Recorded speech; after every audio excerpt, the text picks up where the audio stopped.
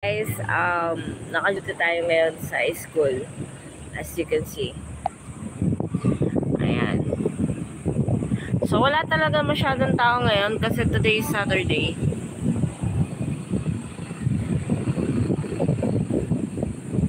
Ayan. So, nasa school tayo ngayon. Naka-duty tayo ngayon. So, wala talagang tao ngayon. Mga siguro mabibilang na lang sa kamay kung mga ilan na mga teachers na nandito.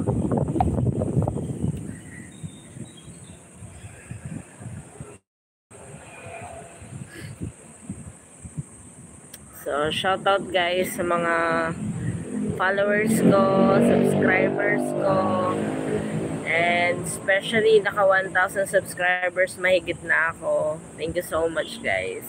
Thank you for supporting my videos and my travel log. Nag-travel po kami from Pampanga to Ilocos Norte to see the Katakon family, which is side ng asawa ko. So, binlog ko yun para at least makita niya naman po siya kung gaano kaganda yung Ilocos Norte. And nung unang visit namin, it was Malaog muna. So nag-ano po ako, hingi po ako ng blessing, tsaka nagpa-thank you din po ako sa mga dumarating sa buhay ko. And yun, bigla nag-decide si Habi na magbiyahe kami to Ilocos Norte para matingnan din namin kung gaano kaganda yung kondisyon ng Motoposh. Kasi meron po tayong isang request na shoutout po sa akin. Gawan ko daw po ng vlog yung Motoposh.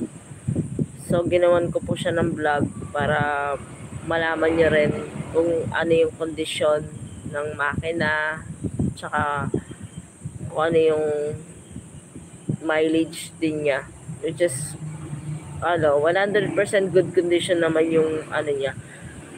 Isipin mo, from Ilocos Norte to Pampanga to Ilocos Norte is like 10 to 11 hours, di ba?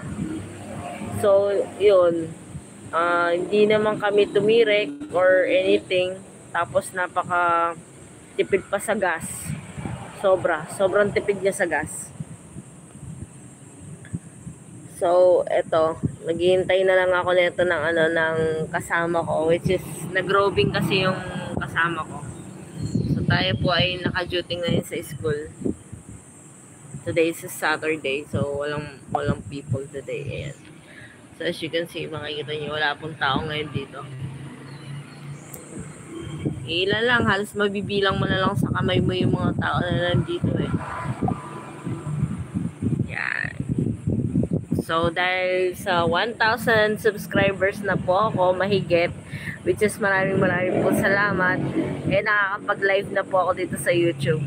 Thank you guys. Thank you for the support. Maraming salamat.